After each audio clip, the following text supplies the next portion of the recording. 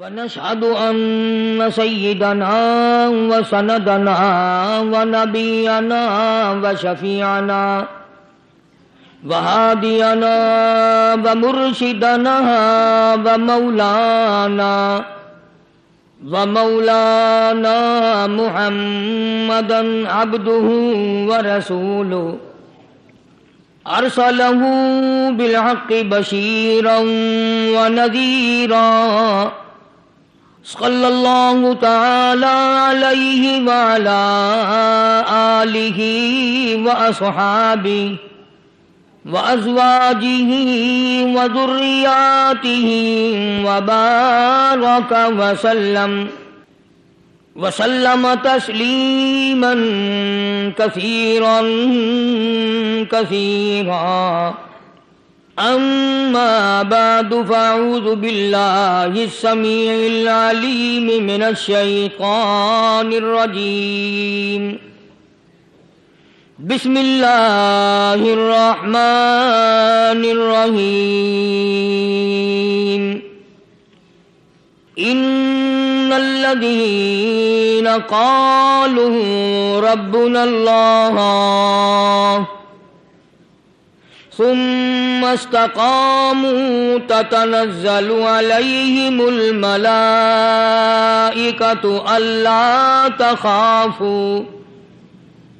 لا تخافوا ولا تحزنوا وأبشروا بالجنة التي كنتم توعدون.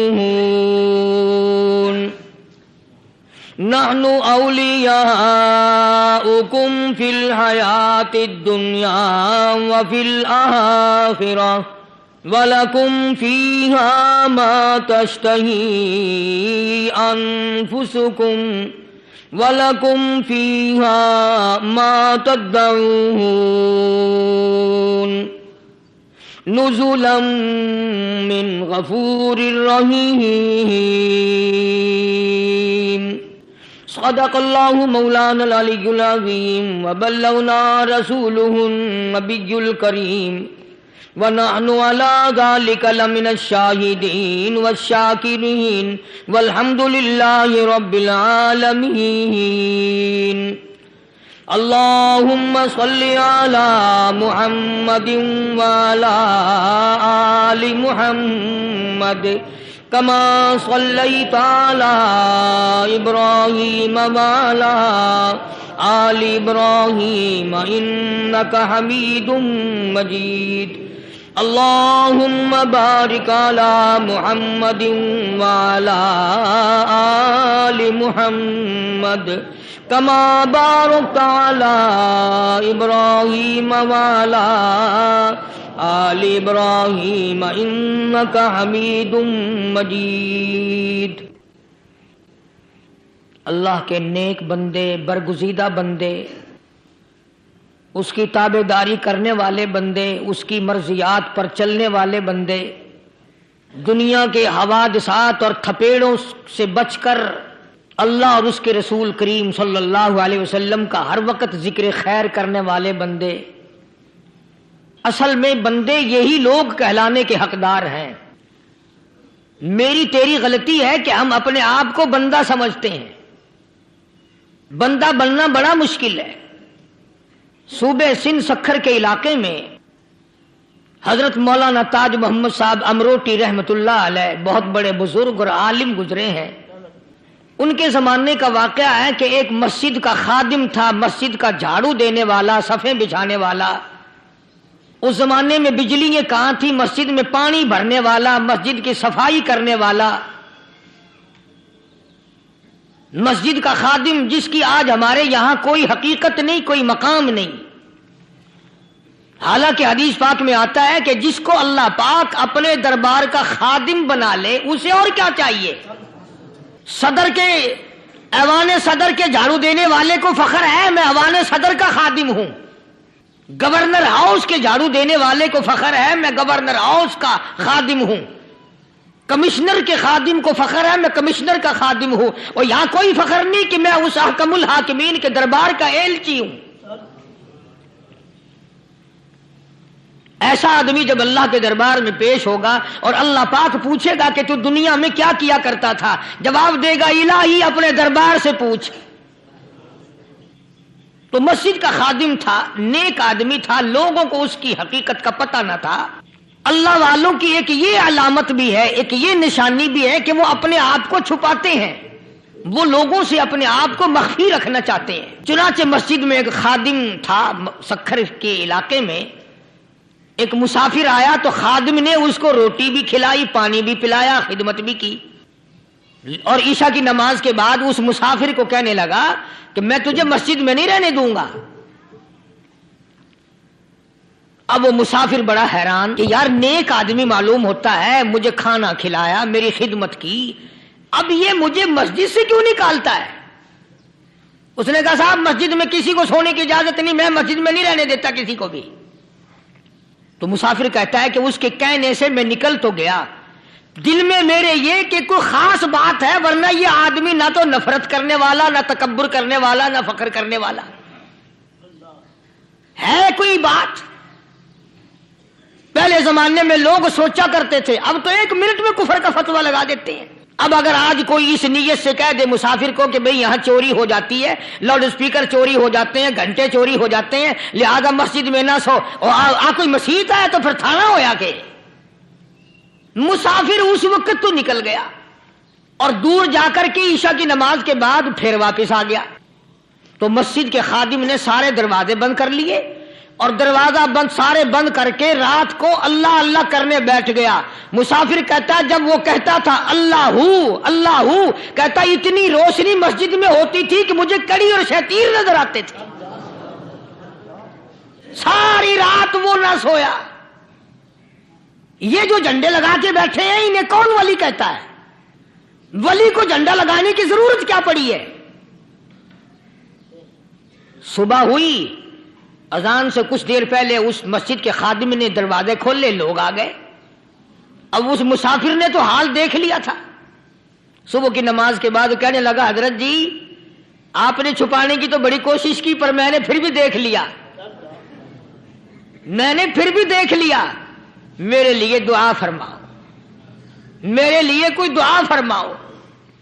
چنانچہ اس اللہ والے نے، اس مسجد کے خادم نے، اس ولی نے اس کے لیے دعا کیا کی؟ اللہ تعالیٰ تجھے انسان بنائے، اللہ پاک تجھے آدمی بنائے۔ اب وہ مسافر کہتا ہے کہ کمال ہو گیا، نہ میری دکان کے لیے دعا کی، نہ میرے مکان کے لیے دعا کی، نہ میرے دولت مند ہونے کی دعا کی، نہ میرے جنت میں جانے کی دعا کی، نہ میرے قبر سے عذاب سے بچنے کی دعا کی۔ یہ بھی کوئی دعا کہ اللہ تجھے بندہ بنائے؟ اب کون سا میں گدھا ہوں؟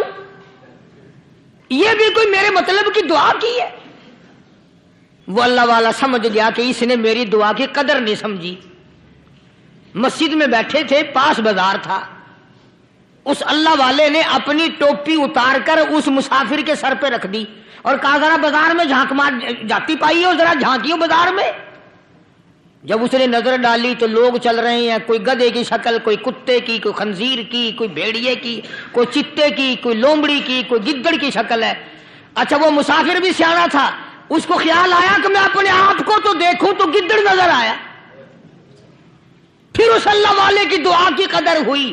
تو اس پر یہ میں نے ذکر کر دی بات، ایک حکایت اللہ والے کی کہ ہم کوئی بندے ہیں۔ اب آپ لوگوں میں سے شانے آدمی یہ کہتے ہوں گے کہ جی تو نے تو بات بنا دی ممبر پہ بیٹھ کے، آدمی نہیں تو اور ہم کیا ہیں؟ آؤ ذرا قرآن کریم سے پوچھیں۔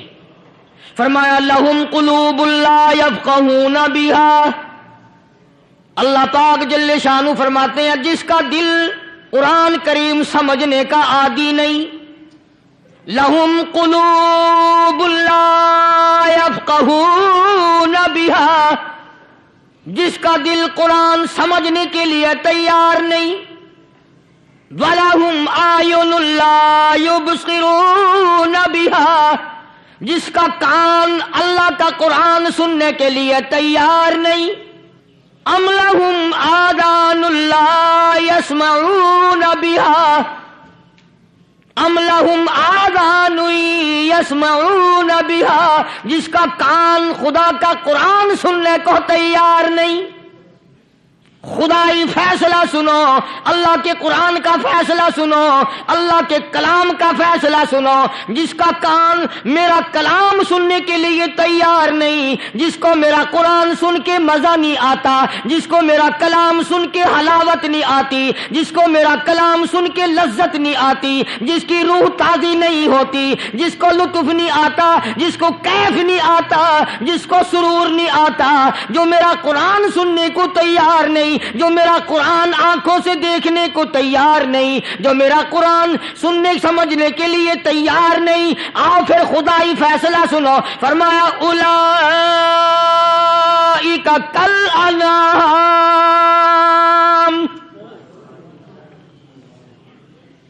میرا فیصلہ نہیں، کسی پارٹی کا فیصلہ نہیں، کسی فرقے کا نہیں، کسی طبقے کا نہیں، کسی جماعت کا نہیں۔ فرمایا اولئک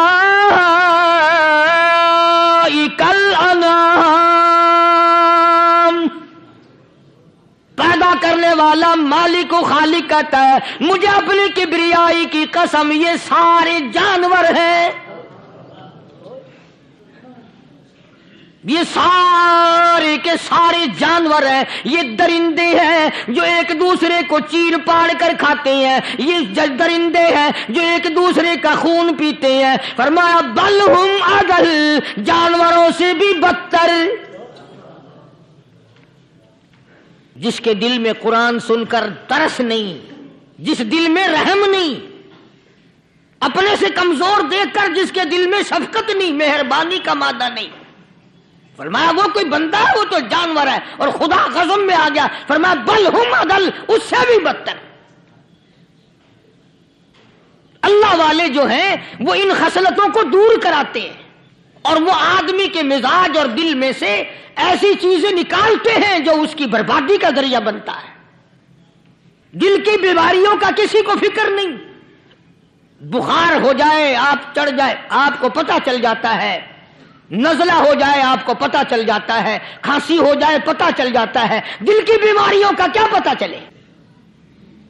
صحابہ اکرام رضوان اللہ تعالی علیہ مجمعین کی جماعت کے اللہ پاک کے محبوب حضرت محمد الرسول اللہ صلی اللہ تعالی علیہ وسلم نے دلوں کی صفائی کی۔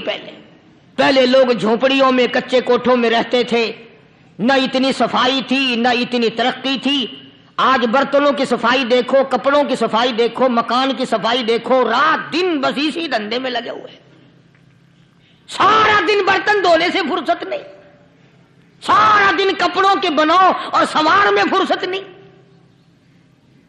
تو اللہ والے ایسے موقع پر بڑی عجیب بات کہتے ہیں، وہی مجذوب ہے، مجذوب علی رحمت کہتے ہیں بظاہر تو ہر شے میں بے حد صفائی، بظاہر تو ہر شے میں بے حد صفائی، مگر دل میں ہے گندگی انتہائی۔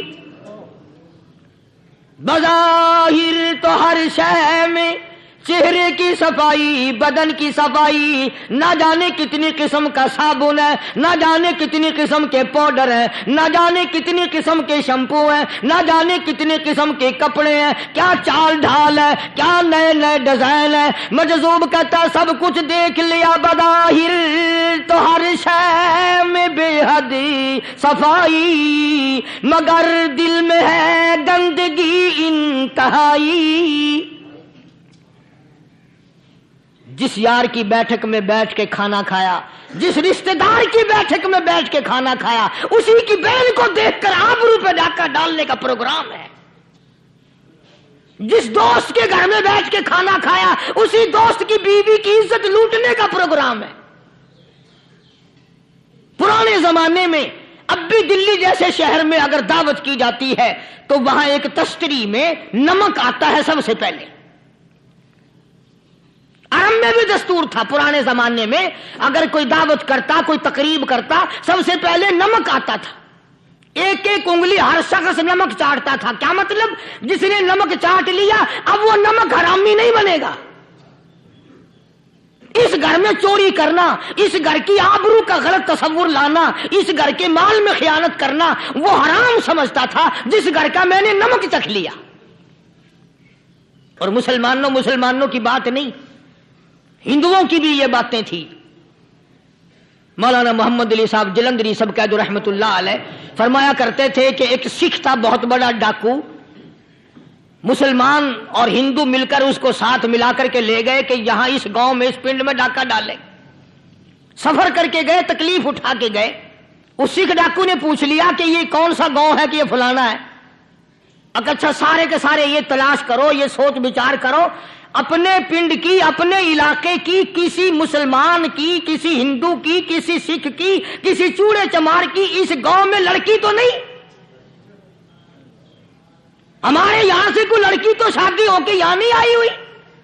ان ساروں میں سے کہنے لگا کہ ہمارے بھنگی کی لڑکی جمعدار کی یہاں آئی ہوئی ہے. کہنے لگا واپس چلو، بیٹی بیٹی ہے چاہے بھنگی کی ہو یا نواب کی ہو. ارے کل بیٹی کا ڈولا دیا تھا، آج ڈاکہ ڈالیں گے، شرم نہیں آئے گی؟ آج وہ تصور کہاں چلے گئے؟ اور ہم سب روتے پھرتے ہیں سکون نہیں، سکون نہیں، اطمینان نہیں. ارے اطمینان آئے گا کیسے؟ ہمارے دل بے ایمان ہے، نیتیں خراب ہے، آئے گا کہاں سے؟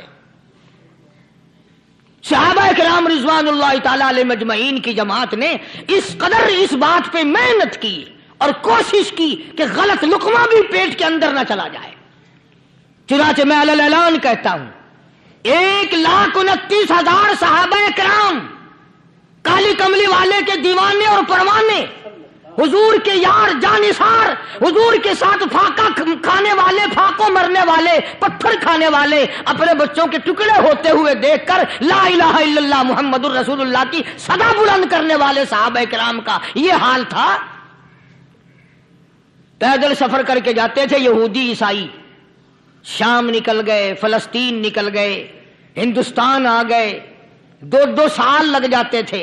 اپنی جوان بیٹیوں کو مسلمانوں کے گھروں میں چھوڑ کے آ جاتے تھے. کبھی نگاہ نبوت نے جن کو رنگ دیا تھا، کبھی کسی صحابی پہ ذرہ برابر الزام نہیں لگا. ان یہودیوں کا، ان عیسائیوں کا یہ عقیدہ تھا کہ محمد صلی اللہ علیہ وسلم کے جو غلام ہیں ان کی نگاہ بھی پاک ہے، ان کے دل بھی پاک ہیں، ان کے ارادے بھی پاک ہیں، ان کے ہاتھ بھی پاک ہیں. مصر کے گورنر نے، مصر کے جنرل کرنل نے خط لکھا سیدنا فاروق اعظم رضی اللہ تعالی عنہ کی خدمت میں. دور خلافت ہے حضرت فاروق اعظم کا. کیا خط لکھا کہ حضور مجھے کافی وقت گزر گیا ہے اور فلاں علاقے میں آپ کے حکم سے ہم نے جانا ہے اور راستہ صرف ایک ہے اور اس راستے میں جال بچھا دیا گیا. اب مجھے مشورہ دیں میں کیا کروں، حکم دیں مجھے. جال کیا بچھا دیا گیا کہ ہمیں پتا چل گیا ہے عیسائیوں نے پروگرام بنایا، سینکڑوں لڑکیاں تلاش کر کر کے بڑی خوبصورت حسینہ اکٹھی کی ہیں، ان کو گانے بجانے کی ٹریننگ دی ہے، ان کو اچھی اچھی آوازوں والی لڑکیاں ڈھونڈ کے لائے ہیں اور انہوں نے یہ پروگرام بنایا کہ جب مسلمانوں کی فوج اس گلی سے گزرے گی ان کوٹھوں کے اوپر چڑھ کے گانا بجانا کریں گے تاکہ ان کے دل میں بدماشی آئے اور ان کا بیڑا غرق ہو.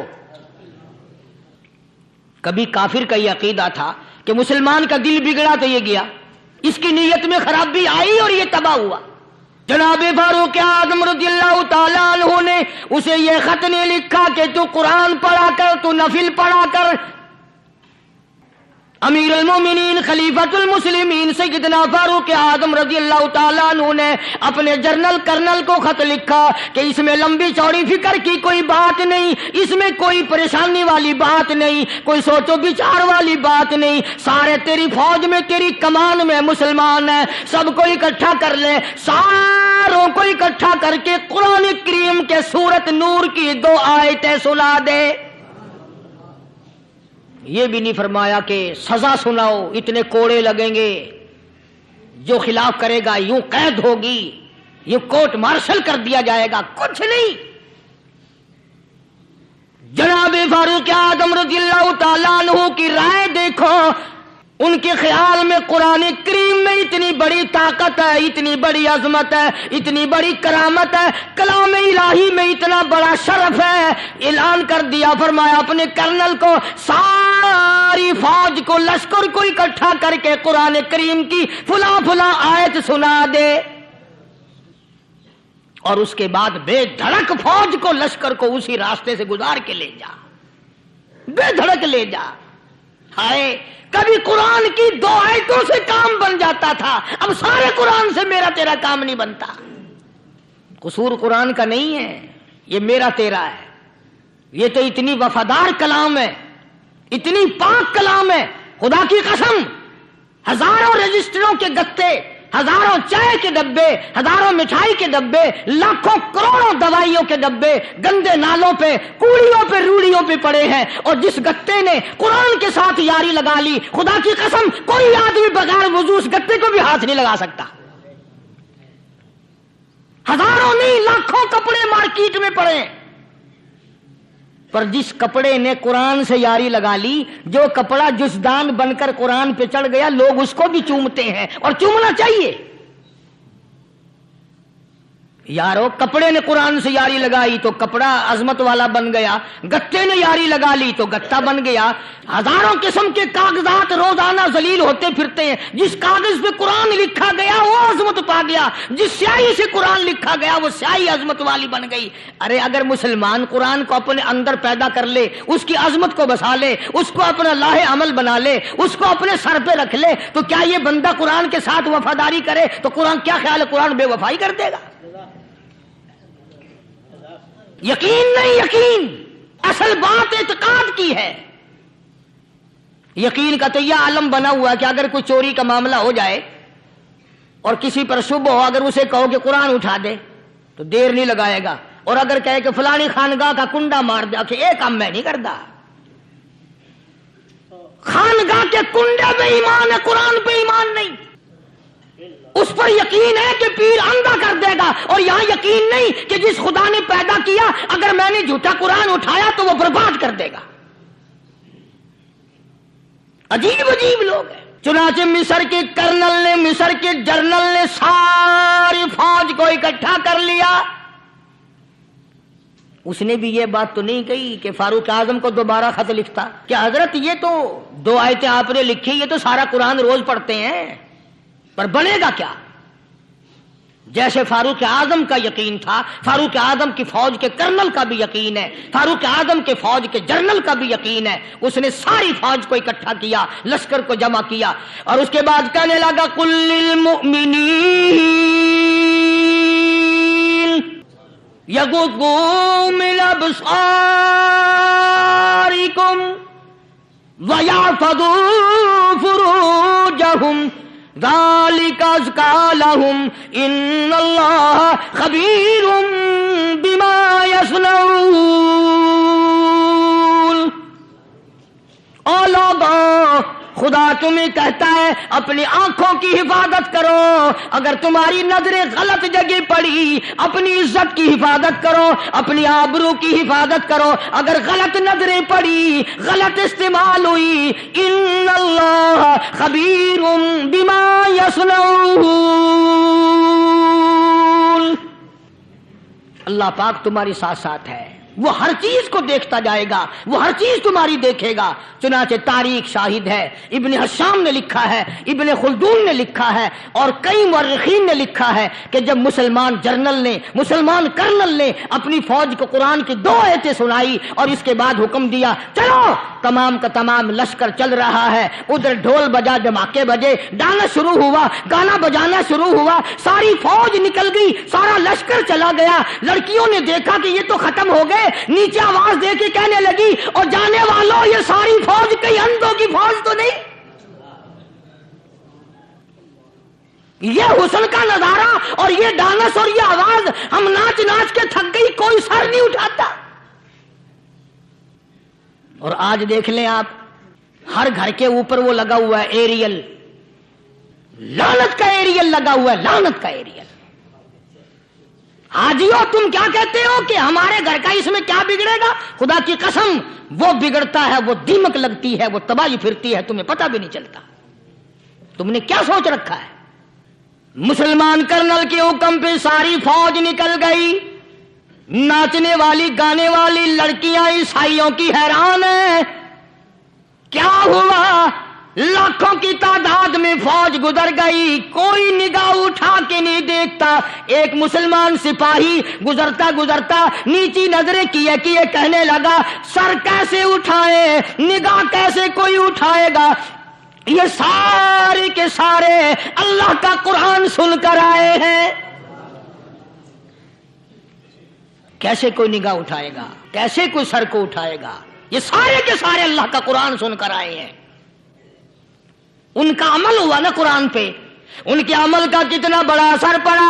मुर्रिखीन ने लिखा, इब्ने हिशाम लिखता है, ईसाई लड़कियों ने छलांगे लगा दी, कोठी से नीचे आ गई, कहने लगी, ओ मुसलमानों वो कुरान हमें भी सुना के जाओ जिसमें इतनी स्पिरिट है, इतनी ताकत है, जो हुस्न के नजारे से रोक दे, जो गाने बजाने से रोक दे। ये तो आदमी के दिल का सुकून है, न गाना सुनते हो न हुस्न का नजारा करते हो, जाते वाले यूं ना जाओ, हमें भी वो कुरान सुना के जाओ। उस कुरान में कितनी बड़ी ताकत है, वो कितनी अजमत होगी उसमें, उस कलाम में कितनी बरकत होगी, जिस कलाम में ये तासीर है कि वो ऐसी ऐसी चीजों से रोक देता है। चुनाचे एक मुसलमान सिपाही चलता भी जाता है और कहने लगा, वकुल्लिल मुमिनीन,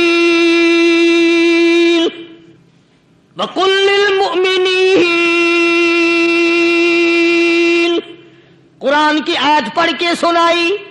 सैकड़ों नहीं बेशुमार लड़कियां एक मुसलमान की जुबान से अल्लाह का कुरान सुन के कहने लगी, और जाने वालों छोड़ के ना जाओ, हमें भी कलमा पढ़ाओ। जितनी भी वो नाचने गाने वाली थी तमाम की तमाम कलमा पढ़कर मुसलमान बन गई।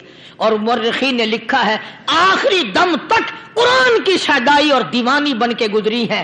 फिर वो लड़कियां जो रात दिन हुस्न जमाल का पैकर बनी रहती थी, उलमा ने लिखा है, जब मौत आई एक एक के बदन में कपड़े लिबास में मौत आई तो 50-50 टाकी लगी हुई थी। बज़ाहिर तो आज भी बड़ी झाड़ा पूंजी है, बड़ी सफाई है, बड़ी दौड़ धूप है। इसी को मजज़ूब अल-ऐलान कहता, बज़ाहिर तो हर शय में बेहद सफाई, मगर दिल में है गंदगी इंतहाई, कभी इसके धोखे में आना न भाई, ये सब है रियाई, ये बस है रियाई। ये तो चीज ही कुछ नहीं। बड़े बड़े धंधे हमने पलटते देखे, बड़े बड़े निजाम बिगड़ते देखे। मोहम्मद अरबी सल्लल्लाहु ताला अलैहि वसल्लम के दरबार में बड़े बड़े लोग आते थे। अल्लाह गनी, निगाह नबूवत ने जिसको रंग दिया, सुभान अल्लाह, फिर कीमत तो बन गया, वो इस्लाम की दौलत से पीछे ना हटा। कोई पीछा फिर के देखा ही नहीं कि हम क्या कर रहे हैं। एक लज्जत थी, एक कैफ था, एक सुरूर था साहबा इकराम को। कहां से वो चीज हम लाएं, कैसे हम में वो चीज पैदा होगी। जंगे बदर हुआ, बड़ी बेहतरीन बात है, तवज्जो लिख के ले जाओ, इंशाअल्लाह कब्रों में दुआएं दोगे। जंगे बदर हुआ, 70 से ज्यादा काफिर पकड़े गए, मदीने में पकड़ के कैदी बना करके लाए गए।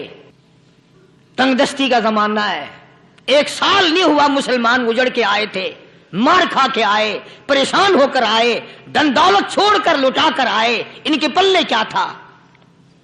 शाम का वक्त हुआ, मदनी करीम सल्लल्लाहु ताला अलैहि वसल्लम ने मस्जिद के दरवाजे में खड़े होकर ऐलान फरमा दिया, कौन है, कौन है जो मेरे मेहमानों को खाना खिलाए। और वो मेहमान कोई शहंशाह नहीं थे, हैं भी काफिर, हैं भी इस्लाम के दुश्मन, आए भी सहाबा किराम को मारने, मैदान जंग से पकड़ के लाए गए, जंगी कैदी हैं। उस नबी की तरफ कभी मुंह किया कर जिस नबी का तू गुलाम है, उम्मती बना फिरता है। फरमाया, कौन है जो मेरे मेहमानों को खाना खिलाए। सहाबा किराम में से किसी ने 2 पकड़ लिए, किसी ने 1 को साथ ले लिया। एक नादार सा गरीब सा सहाबी है, उसने साथ ले लिया एक मेहमान और घर लेके गया। बीवी को कहने लगा कि खाना कितना है, कि बस 1 आदमी जोगा है, 1 आदमी की काफी होगा। کان میں کہنے لگا اپنی بیوی کے، دستور تھا عرب کا، مہمان اور میزبان اکٹھے کھایا کرتے تھے، اپنی گھر والی کے کان میں کہنے لگا کہ اس کے آگے کھانا رکھ دیں گے مہمان کے، جب یہ کھانا شروع کر دے گا کسی بہانے سے دیوا بجھا دیو، میں یوں ہی منہ کو خالی ہلاتا رہوں گا، یہ کھانا کھا لے گا، پیٹ بھر جائے گا اس کا۔ چنانچہ کھانا آگے رکھ دیا، جو کچھ بھی تھا، اس نے کھانا شروع کیا کہ جی آپ بھی کھائیں، کہ ہاں ہاں میں بھی کھا رہا ہوں۔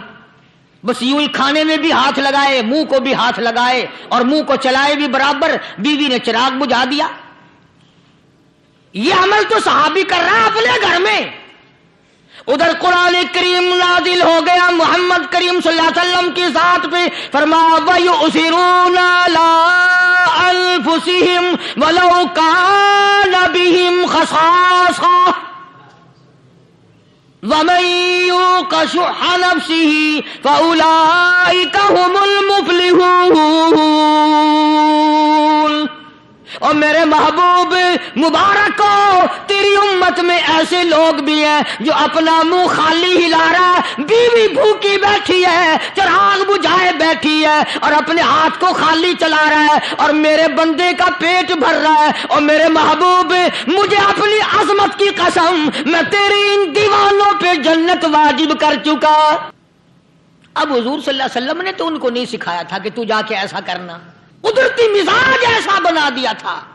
ایک اور موقع آیا مدینے پاک میں، جنگی قیدی اور جگہ سے اسی طرح سے آئے، ایک صحابی ایک اور آدمی کو، جنگی قیدی کو کافر میں گھر لے گیا۔ بیوی کہنے لگی کہ ایک ہی آدمی کا کھانا ہے بس، انہوں نے کہا اس کو دے دو۔ وہ کافر جنگی قیدی کہنے لگا جی آپ بھی کھائیں، کہنے لگا بھی بات ہے صاف، ایک آدمی کا کھانا ہے، تو کھانا کھا، میں درخت کے پتے چبا لیتا ہوں۔ وہ کہنے لگا میں کھاؤں گا پتے، انہوں نے کہا تو رئیس آدمی ہے مکے کا، میں پرانا غریب ہوں، مجھے پتے چبانے کی عادت ہے، تیرے پیٹ میں درد نہ ہو جائے، میں عادی ہوں پتے چبانے کا۔ اس نے پتے چبا لیے۔ کافر مسافر اور مہمان جو تھا جنگی قیدی، اس کو کھانا کھلا دیا۔ دوسرے دن پھر ایسی نوبت آئی، اس نے کہا آپ بھی میرے ساتھ کھانا کھائیں، نے کہا نہیں بھائی تو کھا، میں پتے چبانے کا عادی ہوں۔ 2 دن تو اس کافر نے کھانا کھا لیا، اور جب تیسرے دن اس کے آگے کھانا آیا، انہوں نے کہا بھائی تو ہی کھا، بس اتنا ہی کھانا ہے، میں تو میاں بیوی ہم تو پتے چبا لیں گے۔ اور کہنے لگا مدینے والوں تم خود پتے چباتے ہو، دشمنوں کو کھانا کھلاتے ہو، آج میری بھی ایک شرط ہے، پہلے کلمہ پڑھا پھر کھانا کھلا۔ آج میری بھی ایک شرط ہے۔ 2 دن کے عمل نے کفر کو مٹا دیا، اسلام چمک گیا۔ 2 دن کے عمل نے، میرا تیرا 60 سال کا عمل ہے، کبھی کسی کافر کو مسلمان بنایا؟ الٹے ہی کام، ہر غلط، ہر معاملہ الٹا ہی ہے۔ ہر آدمی بیزار ہوتا ہے، یار دین تو کچھ نہیں، یار اسلام کچھ نہیں، یارو ایمان کچھ نہیں۔ اسی کو قرآن کریم نے للکار کے آواز دے کے فرما دیا لوگوں ایسی گڑبڑ نہ کرو ورنہ میں وہ خدا ہوں۔ فَأَخَذَتْكُمُ الصَّاعِقَةُ وَأَنْتُمْ تَنْظُرُونَ۔ جبریل امین نے ایک چیخ ماری، ساری قوم کے جگر پھٹ گئے۔ میں وہ خدا ہوں، لا ترکضوا وارجعوا إلى ما أترفتم فيه ومساكنكم لعلكم تسألون۔ لوگ مکان چھوڑ کے بھاگتے ہیں، ماحول چھوڑ کر بھاگتے ہیں، معاشرہ چھوڑ کر کے بھاگتے ہیں۔ خدا کہتا آؤ، جن مکانوں پہ تمہیں ناز تھا وہ یہ کھڑے بھاگ کر رہے۔ اسی کو قرآن کریم کہتا ہے ان الذین قالوا ربنا اللہ ثم استقاموا، وہ آدمی جس نے لا الہ الا اللہ محمد الرسول اللہ صلی اللہ علیہ وسلم پڑھا، اللہ کی توحید کا اقرار کر لیا، او میرے مالک تیرے سوا میرا کوئی مشکل کشا نہیں، حاجت روا نہیں، میرے دل کے بھید کو جاننے والا نہیں، میری بگڑی بنانے والا کوئی نہیں، اجڑوں کو بسانے والا کوئی نہیں، کھیتی کو آباد کرنے والا کوئی نہیں، ایک دانے سے سینکڑوں دانے بنانے والا تیرے سوا کوئی نہیں۔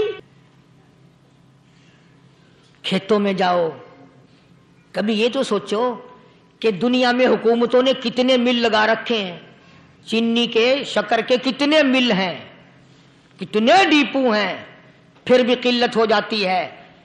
اور یہ اللہ میاں نے کتنا میٹھا کیلے میں، سنترے میں، مالٹے میں، انگور میں، سیب میں، کبھی یہ بھی سنا کہ اللہ میاں کا شوگر مل فلاں علاقے میں لگا ہوا ہے؟ کبھی یہ تو دیکھو کہ یہ قدرت کاملہ کے سوا اور کون پیدا کر رہا ہے؟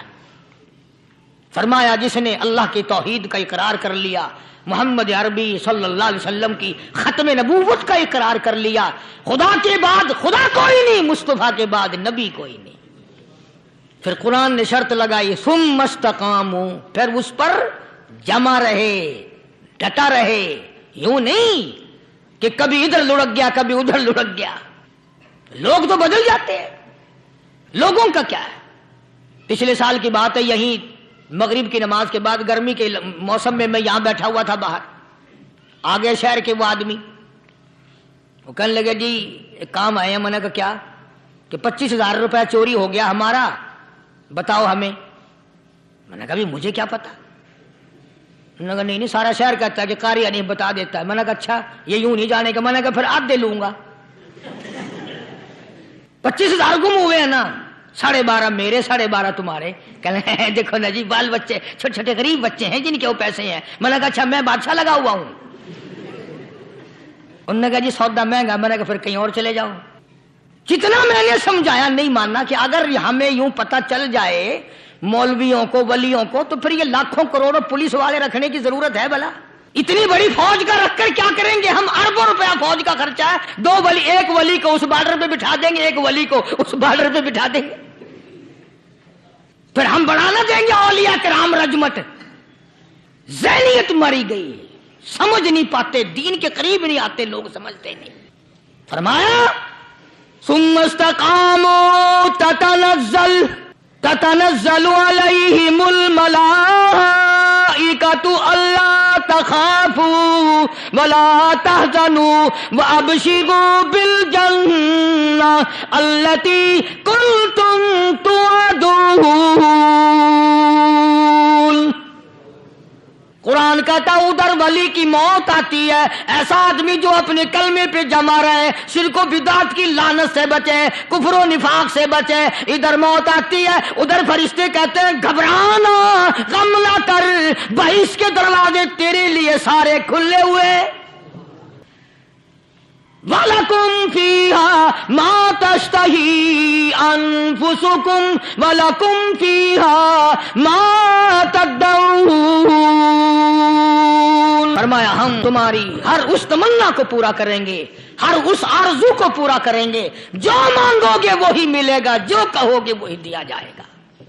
نحن اولیاؤکم فی الحیات الدنیا وفی الآخرہ، ہم دنیا میں بھی تمہارے کارساز ہیں، ہم آخرت میں بھی تمہارے کارساز ہیں، ہم دنیا میں بھی تمہارے دوست ہیں، آخرت میں بھی تمہارے دوست ہیں، اور خدا کے یہاں وہ انعام ملے گا۔ اللہ غنی، رائی کے دانے کے برابر نیکی کی ہوگی، جب پہاڑوں کے برابر ثواب ملے گا تو آدمی حیران ہوگا، یا اللہ تیرے جیسا بینک تو کسی کا بھی نہیں۔ رائی کا دانہ لے کر پہاڑ واپس کر دیا، مالک نے نجات کا ذریعہ بنا دیا۔ فرمایا نزلا من غفور رحیم، یہ مہمانی ہے پروردگار عالم کی طرف سے۔ قرآن اعلان کر کر کے کہتا وبالاسحار هم یستغفرون۔ اللہ پاک فرماتے ہیں میرے بندوں کی نشانی یہ ہے کہ وہ آخری رات میں بڑے ویلے سحری کے وقت اٹھ کر استغفار کرتے ہیں، اللہ کے حضور میں معافی مانگتے ہیں، روتے ہیں، عاجزی کرتے ہیں۔ کہتا کہ ایک تڑپ سی دل میں امنگتی ہے، ایک درد جگر میں ہوتا ہے، ایک تڑپ سی دل میں امنگتی ہے، ایک درد جگر میں ہوتا ہے، ہم رات کو رویا کرتے ہیں جب سارا عالم سوتا ہے۔ سب لوگ سوئے ہوئے ہوں اور اللہ کا دروازہ کھٹکھٹا، اندھیرے میں مالک کائنات کے سامنے جھولی پھیلا، اپنی بگڑی کا سوال کر، اپنی مشکلات اس مالک کے سامنے پیش کر جو سارے جہان کا خالق و مالک ہے۔ عقیدہ بھی بناؤ، اعمال بھی بدلو، مزاج بدلو، طبیعتوں میں انقلاب لاؤ، اور لوگوں ان گھروں کو مسلمانوں والے گھر بناؤ۔ تم برا مان کے جاؤ یا بھلا مان کے جاؤ، میں اپنے عقیدے کی بات کو چھپاتا نہیں۔ جس گھر میں کوئی مرد عورت قرآن کے کھولنے والا نہیں، میں اس گھر کو مسلمان کا گھر نہیں کہتا، وہ چوڑے اور کراڑ اور سکھ کا گھر ہے۔ تمہیں یہ سکھایا کس نے ہے کہ مرنے کے بعد قرآن پڑھا جاتا ہے اور ساری زندگی میں نہیں پڑھا جاتا؟ یہ قرآن مردوں کے لیے تھوڑی آیا، یہ زندوں کے لیے آیا ہے۔ حدیث پاک میں آتا ہے، حضور کریم سب کا جو صلی اللہ علیہ وسلم نے فرمایا، عیسیٰ علیہ السلام ایک قبرستان سے گزرے، گورستان سے گزرے تو ایک قبر کو دیکھا، وہ نبی ایسا تھا، اس کے معجزات ایسے تھے۔